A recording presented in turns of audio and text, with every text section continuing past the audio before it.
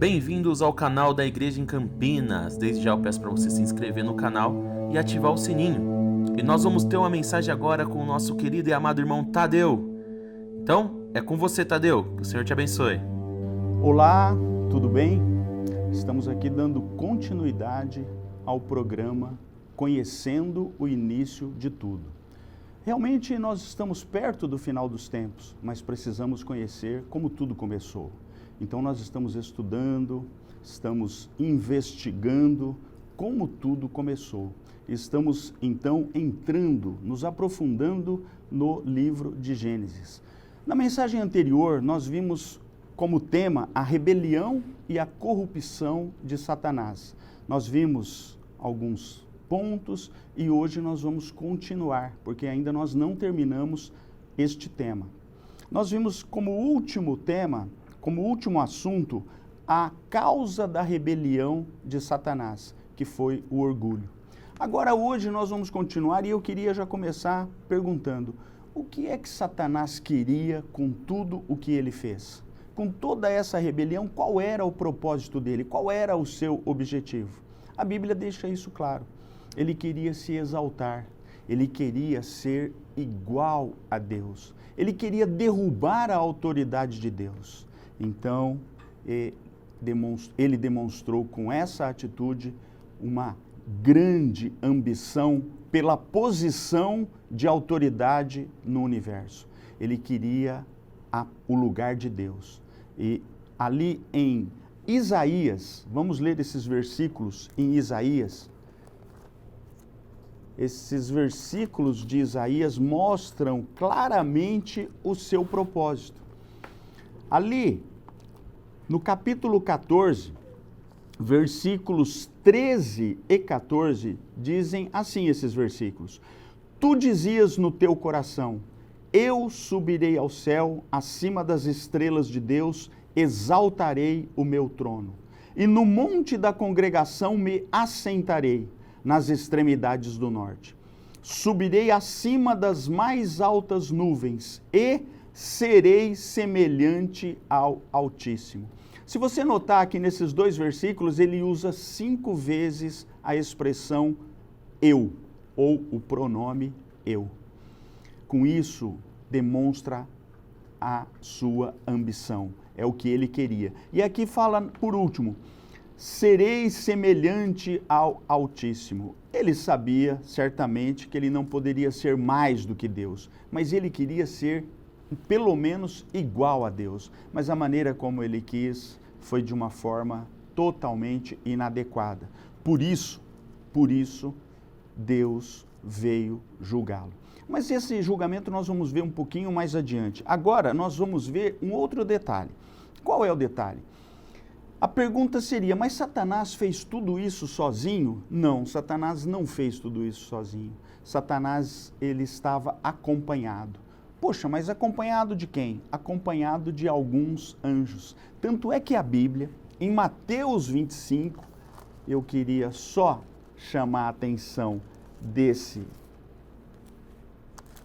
versículo, porque ele diz claramente no versículo 41. Então o rei dirá aos que estiverem à sua esquerda, apartai-vos de mim, malditos, para o fogo eterno, preparado para o diabo e seus anjos. Então veja, Satanás não está sozinho. E naquela época da rebelião, ele também não estava sozinho. Uma parte dos anjos o acompanhou nessa sua rebelião. Efésios 6:12 ainda complementa dizendo assim, a nossa luta não é contra o sangue e a carne, e sim contra os principados e potestades, contra os dominadores deste mundo tenebroso, contra as forças espirituais do mal, nas regiões celestes. Então aqui mostra toda a legião, todo o exército de anjos rebeldes que acompanharam Satanás na sua rebelião. Mas aí você pode perguntar, mas quantos anjos exatamente o acompanharam? A Bíblia dá uma dica. A Bíblia lá em Apocalipse, vamos abrir em Apocalipse 12, versículo 4, diz assim: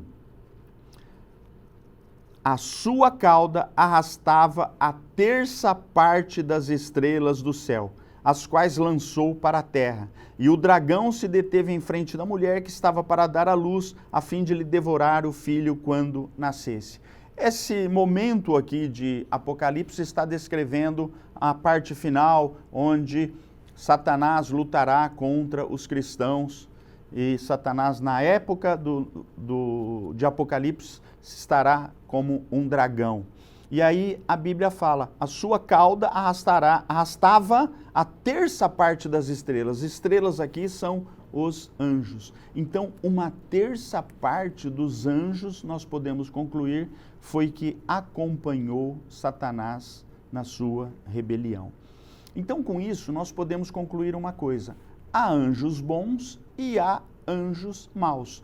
Eu queria relembrar com você que em Hebreus há uma pequena definição sobre o significado da palavra anjos. Hebreus 1,14 diz assim: não são todos eles espíritos ministradores, enviados para serviço a favor dos que hão de herdar a salvação? Então a Bíblia dá essa definição. Os anjos são espíritos ministradores a serviço de Deus para ministrarem salvação aos homens. Tá certo? Então, temos que ter isso como certo. Há anjos bons e há anjos maus, também chamados como espíritos malignos. Agora eu queria avançar para uma outra questão que parece tormentosa, mas está já bastante esclarecida. Mas nós precisamos conhecer, entender, que é a questão dos seres viventes que habitavam a terra quando houve a rebelião de Satanás. Nós já sabemos, não vamos entrar nesse detalhe, porque nós já sabemos que a ciência comprovou e comprova a cada dia a existência de seres com milhões e milhões de anos. Por quê? Porque são esses seres que habitavam a terra. E esses seres, eles eram seres com espírito. Por quê? Porque depois eles também se uniram a Satanás na sua rebelião e eles foram julgados por Deus. E eles foram julgados por Deus e perderam com isso o corpo. Quando eles perderam o corpo, eles então se tornaram espíritos sem corpo. E por isso eles, no julgamento, foram colocados num lugar que é como se fosse uma prisão, que é a água. A água do mar é o lugar de habitação dos espíritos sem corpos, que nós conhecemos pelo nome de demônios. E isso nós também buscamos onde? Na palavra do Senhor. Nós buscamos isso na Bíblia. Então nós podemos saber que há dois tipos de espíritos malignos. Alguns habitam o ar, outros habitam a água. Os que habitam o ar nós sabemos. Como diz lá em Efésios 6:12 exatamente, nossa luta não é contra a carne e o sangue, mas contra as potestades nas regiões celestiais. Na verdade, o termo correto de Efésios é principados e potestades, e fala forças espirituais do mal nas regiões celestes. Então, é o ar. Esses são os anjos caídos que acompanharam Satanás, que estão no ar e na água. Só que com respeito aos demônios tem um detalhe. A casa definitiva deles é a água, mas a casa temporária deles é o corpo humano, ou até o corpo de um animal. Nós vemos isso em Mateus. Tem alguns versículos que ilustram um pouquinho esta situação. Mateus 8, de 28 a 32, nós vamos ter que ler esse pedacinho para ilustrar a questão da casa definitiva e a casa temporária dos demônios. Mateus 8, 28, tendo ele chegado à outra margem, à terra dos Gadarenos, vieram-lhe ao encontro 2 endemoniados, saindo dentre os sepulcros, e a tal ponto furiosos, que ninguém podia passar por aquele caminho. E eis que gritaram: que temos nós contigo, ó Filho de Deus? Vieste aqui atormentar-nos antes do tempo? Ora, andava pastando não longe deles uma grande manada de porcos. Então os demônios lhe rogavam: se nos expeles, manda-nos para a manada de porcos. Lembra que eu falei que às vezes eles entram no corpo humano, ou às vezes eles entram até em animais? Aqui está a prova. Pois ide, ordenou-lhes Jesus, e eles, saindo, passaram para os porcos. E eis que toda a manada se precipitou despenhadeiro abaixo para dentro do mar. E nas águas eles pereceram, e nas águas eles ficaram. Por quê? Porque a água é o seu lugar de habitação. E o corpo humano ou o corpo de um animal é como se fosse uma casa temporária. Então hoje nós vemos pessoas endemoniadas. Existem pessoas endemoniadas? Sim, são esses seres viventes naquela época na Terra que perderam seus corpos por causa do julgamento de Deus, por eles terem se unido a Satanás na sua rebelião, e então eles ficam procurando a água ou o corpo humano. Agora, por que a água? Agora nós vamos ver um detalhe interessante. O porquê eles procuram a água? Porque eles não gostam de lugar seco. Se nós observarmos em Mateus 12, tem um versículo, uma passagem que mostra que eles não gostam de lugar seco. Mateus 12, versículo 43 diz assim: quando o espírito imundo sai do homem, então veja bem, quando um demônio sai do homem, a Bíblia diz, anda por lugares áridos, anda por lugares secos, procurando repouso, porém não encontra. Então vê, eles não encontram repouso em lugar seco. Por isso diz, voltarei para a minha casa de onde saí, que era o corpo onde ele estava antes. Então o demônio não gosta de lugar seco, o demônio gosta da água ou de um corpo humano ou o corpo de um animal. Então, com isso, nós precisamos estar claros que existem anjos caídos no ar e demônios na água ou em algum corpo. Esses demônios são, como eu já disse, aqueles seres que estavam na era pré-adâmica, antes de Adão na terra. Eles eram seres com espírito, mas quando eles foram julgados, eles perderam os seus corpos e ficaram como espíritos sem corpo. Senhor Jesus, com toda essa situação, certamente Deus, vendo toda essa situação, Deus veio e realizou um julgamento. Deus veio e não deixou aquela situação como estava, aquela rebelião de Satanás. Em Ezequiel 28, nós vemos esta situação do julgamento de Deus sobre Satanás, sobre os anjos caídos e sobre os seres viventes que habitavam a terra. Ezequiel 28, 15 diz assim: perfeito eras nos teus caminhos, desde o dia em que foste criado. Deus está falando isso com respeito a Lúcifer, com respeito a Satanás, que naquela época era o anjo que comandava, que liderava a adoração universal a Deus. Só que a Bíblia fala, desde o dia em que foste criado, até que se achou iniquidade em ti. Então, chegou um determinado momento em que Deus achou iniquidade em Satanás. E por isso, então, veio julgá-lo. Versículo 16 continua. Na multiplicação do teu comércio, se encheu o teu interior de violência e pecaste, pelo que te lançarei profanado fora do monte de Deus e te farei perecer. Então veja, ele habitava o monte de Deus, ele era achegado ao trono de Deus, ele era uma pessoa que circulava próxima a Deus. Mas aí Deus falou, agora você vai se afastar, eu vou te tirar do monte de Deus. E então ele ficou julgado. E aí versículo 17 e 18 ainda diz, elevou-se o teu coração por causa da tua formosura. Corrompeste a tua sabedoria por causa do teu resplendor. Lancei-te por terra. Está vendo por que hoje aqui na terra está um caos? Porque ele está aqui. Satanás está agindo e trabalhando aqui. Diante dos reis te pus, para que te contemplem. Pela multidão das tuas iniquidades, pela injustiça do teu comércio, profanaste os teus santuários.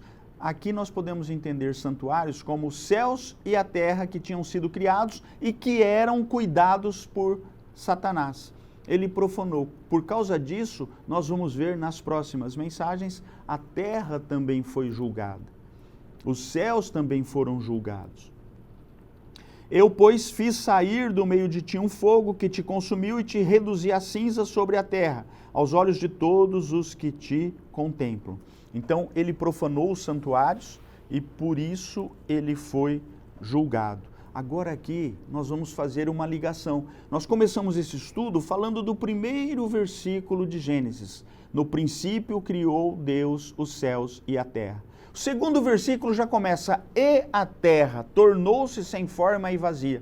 Então nós estamos explicando por que diz que Deus criou os céus e a terra e de repente essa terra e esses céus criados por Deus estavam caos, estavam desolados, estavam vazios, sem forma, uma confusão.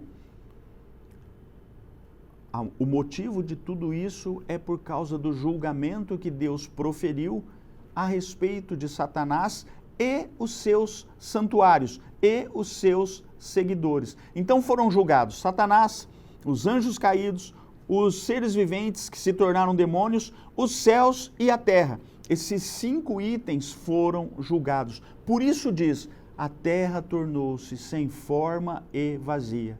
Sabe por quê? Vocês acham que Deus criaria um céus e uma terra como um caos? Como uma bagunça, como uma confusão? Jamais. Inclusive esse é um versículo que nós já lemos, que está lá em Isaías. Em Isaías fala que Deus não criou a terra para ser um caos. Se precisar, a gente lê. Eu acho bom até ler de novo para ficar bem claro isso. Isaías 45, 18. Porque assim diz o Senhor que criou os céus, o Deus que formou a terra, que a fez e a estabeleceu, que não a criou para ser um caos, mas para ser habitada. Então aqui está claro, Deus não criou os céus e a terra como um caos, porque Ele não criou para ser um caos. E como aconteceu tudo isso? Por esses motivos que nós já acabamos de explicar. Então aí é o motivo da terra ter sido julgada. Onde nós podemos dizer que houve esse julgamento da terra? Tem um versículo em Jó que ele é bastante esclarecedor. Diz alguma coisa que aconteceu com a terra, mas não foi na nossa época, não foi na história da humanidade. Mas a Bíblia registra. Jó, capítulo 9, versículos de 5 a 7, eu gostaria de ler. Diz assim, Ele é quem remove os montes sem que saibam, que ele na sua ira os transtorna, quem move a terra para fora do seu lugar, cujas colunas estremecem, quem fala ao sol e este não sai, e sela as estrelas. Quando aconteceu tudo isso? Você lembra na história da humanidade, quando aconteceu isso aqui, ó? Os montes foram removidos? Ou na sua ira Deus transtornou a terra? O versículo 6 fala, move a terra do seu lugar? De vez em quando nós sabemos que tem algum terremoto, mas não chega a mover a terra do seu lugar e nem estremecer as colunas da terra, como está registrado no versículo 6. Então, esse versículo de Jó nos mostra que isso provavelmente, certamente, nós cremos que isso tudo aconteceu quando Deus julgou a terra.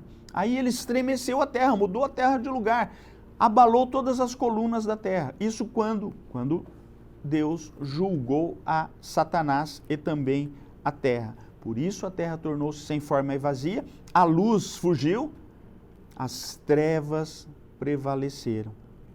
Tá certo? Então a terra ficou sem forma e vazia sob as águas e em trevas.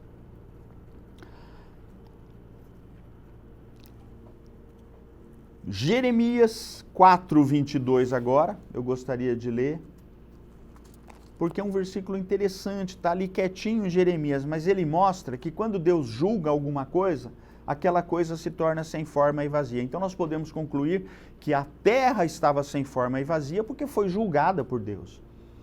Jeremias 4:23 diz assim: olhei para a terra e ei-la sem forma e vazia, para os céus e não tinham luz. Então é a situação que a terra ficou quando foi julgada. E a questão das trevas?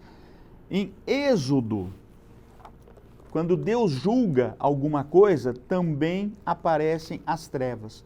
Em Êxodo 10, versículos 21 e 22, quando aconteceu a 9ª praga, aconteceu de aparecer as trevas, porque Deus estava julgando aquela situação, julgando os egípcios, e então as trevas apareceram. Diz assim: então disse o Senhor a Moisés: estende a mão para o céu e virão trevas sobre a terra do Egito, trevas que se possam apalpar. Estendeu, pois, Moisés a mão para o céu e houve trevas espessas sobre toda a terra do Egito por 3 dias. Então, quando Deus julga a falta de luz, fica tudo em trevas. E também a terra fica sem forma e vazia. Então nós concluímos: Satanás, os seres viventes e os seus anjos foram julgados. Mas eu pergunto para você, tudo bem, eles foram julgados, mas esse julgamento, essa decisão, esta sentença, ela já foi executada? Não. Nós ainda percebemos claramente que o julgamento já foi feito, mas a sua execução ainda não. Então Satanás, os anjos e os demônios ainda trabalham? Puxa, sim, ainda trabalham. E trabalham aonde? Trabalham no ar, trabalham no universo e trabalham principalmente na terra. Eu queria ler agora com você vários versículos que mostram isso. Por quê? Porque nós precisamos conhecer como Satanás atua, como ele age, como ele trabalha. Sabendo disso, nós seremos mais guardados, seremos mais protegidos e poderemos ser mais prudentes para escaparmos das suas armadilhas e ciladas. Então observe alguns versículos e o detalhe, a característica da atuação de Satanás em cada situação. O primeiro ponto que eu gostaria de destacar aqui é que Satanás ele é um acusador. Ele nos acusa. Tem vários versículos na Bíblia que mostram que Satanás é o nosso acusador. Mas eu gostaria de chamar atenção para os versículos de Jó. É uma passagem bastante conhecida, nós conhecemos o livro de Jó e sabemos que ali está registrado a acusação de Satanás. Está registrada a acusação de Satanás. Jó, capítulo 1, versículos de 6 a 12. Num dia em que os filhos de Deus vieram apresentar-se perante o Senhor, veio também Satanás entre eles, está vendo? Ele circula, ele é um viajante universal, ele fica por aí pairando, ele percorre toda a terra. Então perguntou o Senhor a Satanás: de onde vens? Satanás respondeu ao Senhor e disse: de rodear a terra e passear por ela, está vendo? Ele fica rodeando e passeando pela terra. Perguntou ainda o Senhor a Satanás: observaste o meu servo Jó? Porque ninguém há na terra semelhante a ele, homem íntegro e reto, temente a Deus e que se desvia do mal. Aí veio a acusação de Satanás a Jó perante Deus. Então respondeu Satanás ao Senhor: porventura Jó, debalde, teme a Deus? Acaso não o cercaste com sebe, a ele, a sua casa e a tudo quanto tem? A obra de suas mãos abençoaste, os seus bens se multiplicaram na terra? Estende, porém, a mão e toca-lhe em tudo quanto tem, e verás se não blasfema contra ti na tua face. Então essa foi a acusação. Satanás fez esta acusação sobre Jó perante Deus, dizendo: ele é assim porque ele tem tudo. Ele é homem íntegro e reto porque ele tem tudo, mas toca em tudo isso para ver se ele não vai te negar. Então, esta é a função, uma das principais funções de Satanás. Ele nos acusa. Ele acusa o que nós fazemos perante Deus. Apocalipse 12, versículo 10, confirma também que ele é um acusador. Diz assim: Então ouvi grande voz do céu proclamando: agora veio a salvação, o poder, o reino do nosso Deus e a autoridade do seu Cristo, pois foi expulso o acusador de nossos irmãos, o mesmo que os acusa de dia e de noite diante do nosso Deus. Então esse versículo comprova que Satanás, ele é um acusador. Satanás também, ele fica vagando pela terra, procurando alguém para devorar. Este versículo está em Pedro, 1 Pedro 5,8. É um versículo que nós precisamos conhecer. Por quê? Porque Satanás, ele quer nos devorar. Diz assim, capítulo 5, versículo 8 de 1 Pedro. Sede sóbrios e vigilantes. O diabo, vosso adversário, anda em derredor, como leão que ruge, procurando alguém para devorar. Então, meu querido ouvinte, meu querido irmão, irmã deste programa, eu queria te dizer que realmente nós precisamos ser sóbrios e vigilantes, porque Satanás, ele senta do nosso lado, ele acompanha cada passo da nossa vida, e se nós dermos brecha, ele quer nos devorar, ele quer nos destruir, porque essa é uma das funções, é um dos trabalhos dele aqui nesta terra. Ele também cega as pessoas, isso está em 2 Coríntios 4,4. Diz assim: nos quais o Deus deste século, que é Satanás, cegou o entendimento dos incrédulos, para que lhes não resplandeça a luz do evangelho da glória de Cristo, o qual é a imagem de Deus. Então veja, o que Satanás faz? Ele cega as pessoas para não crerem no evangelho. Porque quando o evangelho vem, o que a pessoa se sente? Iluminada, a luz do Senhor brilha para ela. Mas Satanás faz de tudo para cegar os olhos espirituais das pessoas, cega o entendimento dos incrédulos para que eles não creiam. Então esse é um outro trabalho de Satanás. Por isso nós devemos orar para que o Senhor liberte essas pessoas desta cegueira do entendimento. Amém? Satanás também faz uma outra coisa e ele é bastante hábil. Ele trabalha para enganar as pessoas, mas ele faz isso de uma forma disfarçada. 2 Coríntios 11, 14, fala muito claramente disso. Diz assim: e não é de admirar, porque o próprio Satanás se transforma em anjo de luz. Então você já deve ter ouvido muitas histórias ou muitas situações onde alguém diz: mas aquela situação parecia tão boa, aquela circunstância me pareceu uma coisa assim, quase que uma luz, um anjo de luz parece que apareceu. Pode ser Satanás. De acordo com esse versículo, ele se disfarça. Por quê? Ele quer enganar você, ele quer enganar todo homem, por isso ele é capaz de se transformar até mesmo em anjo de luz. Apocalipse 12, 9 também fala desse disfarce de Satanás. Diz assim: e foi expulso o grande dragão, a antiga serpente, que se chama Diabo e Satanás, o sedutor de todo mundo. Então aqui fala que ele é sedutor. Uma pessoa, para seduzir outra, ela precisa usar de ardil, artifício, do engano. Então, Satanás é mestre nisso. Ele é o sedutor, a Bíblia fala, ele é o sedutor de todo o mundo. Mais uma das coisas que Satanás faz no seu trabalho contra a humanidade, ele enche os corações. É interessante a gente perceber esse versículo, porque realmente ele já fez isso e continua fazendo. Mas ele enche do quê? Ele enche de mentira, ele enche de engano. Atos 5:3, a Bíblia registra aquela situação de Ananias e Safira que acabaram se complicando na hora de fazer a oferta. Então, 5:3 diz assim: então disse Pedro: Ananias, por que encheu Satanás teu coração para que mentisses ao Espírito Santo, reservando parte do valor do campo? Então esse versículo mostra claramente que Satanás é capaz de encher o coração do homem. Do quê? De mentira. Então, mais uma vez, precisamos estar vigilantes quanto a isso. Satanás também, de acordo com 2 Coríntios, vamos lá voltar para 2 Coríntios, ele também tenta obter todo tipo de vantagem sobre nós.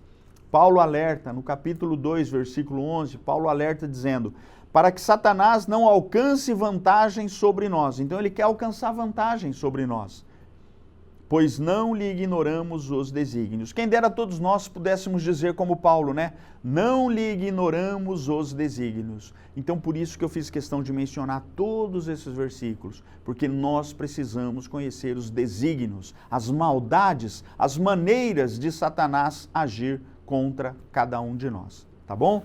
Então graças ao Senhor, o último versículo que eu queria ler é sobre Mateus 12. Mateus 12 fala que Satanás também ele é alguém que está guardando os seus bens, como um valente. Mas ele guarda com violência. A Bíblia fala que ele é valente, ele é violento. Mateus 12, 29 diz assim, ou como pode alguém entrar na casa do valente? Casa do valente é o reino de Satanás. Como pode alguém entrar na casa do valente e roubar-lhe os bens sem primeiro amarrá-lo? E então lhe saqueará a casa. Então Satanás ele tem uma casa, que é o reino, seu reino aqui na terra, e ele considera os seus bens, ele guarda os seus bens. Agora a pergunta é, você é um bem na mão de Satanás? Não queiramos ser um bem na mão de Satanás, né? Nós já fomos tirados da casa do valente, nós já agora pertencemos a outro reino, mas ainda há muitas pessoas que ainda são bens guardados na casa do valente. Por isso a Bíblia fala que nós devemos orar. E mais para frente nós vamos ver essa questão da oração. Essa parte então nós estamos terminando, deixando bem claro que Satanás, junto com seus anjos rebeldes e demônios, ainda trabalham na terra, tá certo? Eles são os dominadores deste mundo tenebroso, como diz Efésios 6,12, um versículo que nós já lemos. E nós sabemos que eles já foram julgados, mas ainda este julgamento não foi executado. Mas essa execução, por um lado, já começou a se cumprir. Quem está hoje cumprindo esta execução desse julgamento é a igreja.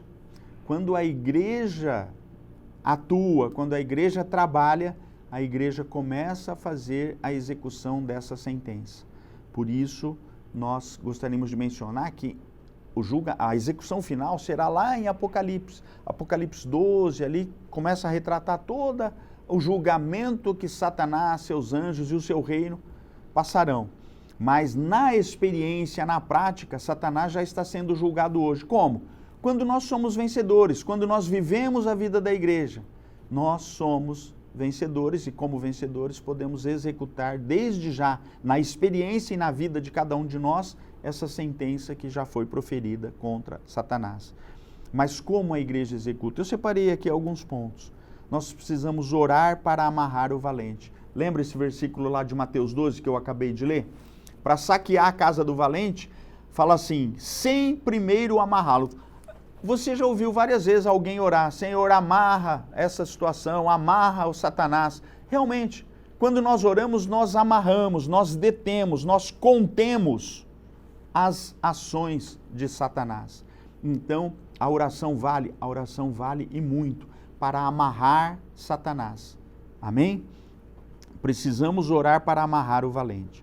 Também em Efésios 6,12, o comecinho desse versículo, nós já lemos, mas o comecinho desse versículo é importante, porque Paulo fala a nossa luta. Então, se você é um cristão, entenda, saiba, você está numa guerra, você está numa luta, você é no mínimo você é um soldado nesse exército. Eu não sei qual é a sua função, eu não sei exatamente qual a minha função, mas eu sei, eu sou um exército nesta luta, eu sou um soldado neste exército, eu sou um soldado nesta luta. Nós precisamos estar claros disso. Há uma luta. Não pense que não há esta luta no universo. Há uma luta no universo. E nós também precisamos expulsar demônios. Mateus 17, 21 fala de uma expulsão de demônios. Mas você pensa que é fácil expulsar demônio? Você já teve essa experiência? A Bíblia fala, mas esta casta não se expele senão por meio de oração e jejum. Por quê? Porque Satanás é poderoso. Satanás, ele tem toda a sua autoridade espiritual maligna. Então, não é fácil lidar com o reino de Satanás. Por isso, nós precisamos estar munidos de oração e jejum. Aí sim, os demônios serão expulsos. Mas, fiquemos tranquilos. Ora, não precisamos também temer. Por quê? Porque nós temos autoridade. Que autoridade que nós temos? Nós temos a autoridade que o Senhor nos deu para lutar essa luta. Lucas 10, 19 diz assim: Eis aí vos dei autoridade para pisar de serpentes e escorpiões e sobre todo o poder do inimigo, e nada absolutamente vos causará dano. Então, nós temos a autoridade de Deus para lutarmos esta luta contra os dominadores deste mundo tenebroso. Que possamos nos encorajar com isso, porque esse trabalho de execução cabe a nós. Deus deu à igreja esse trabalho de executar esta sentença. Deus foi o juiz, mas o juiz não vai lá prender o ladrão. O juiz não vai lá prender aquele que foi julgado. Ele apenas dá a ordem. Quem vai prender é o oficial de justiça ou a polícia, assim por diante. Então hoje nós estamos nessa função de cumprir a ordem de Deus. E com isso vai acontecer no final dos tempos, mas começamos desde agora. No final dos tempos, Apocalipse 12, em etapas acontecerá a execução. Apocalipse 12, 9 fala: E foi expulso o grande dragão, a antiga serpente, que se chama Diabo e Satanás, o sedutor de todo mundo. Sim, foi atirado para a terra. Então a primeira coisa, Satanás um dia será atirado para a terra. A Bíblia fala, e com ele os seus anjos. Isso está retratado em Apocalipse 12. Hoje ele trabalha na terra, mas um dia ele será atirado à terra. E aí a situação da terra, evidentemente, vai piorar bastante. A Bíblia fala em Apocalipse 20 que também nessa luta vai chegar um momento em que ele vai ser aprisionado no abismo por um tempo. Apocalipse 20, de 2 a 3 diz: Ele segurou o dragão, a antiga serpente, que é o diabo, Satanás, e o prendeu por 1000 anos. Então, no tempo do milênio, Satanás ficará preso por esses 1000 anos. Lançou-o no abismo, fechou-o e pôs selo sobre ele, para que não mais enganasse as nações, até se completarem os 1000 anos. Depois disso, é necessário que ele seja solto por um pouco. No final dos 1000 anos, Satanás ainda será solto para agir. Só que no final, Apocalipse 20, 10 fala qual vai ser o resultado.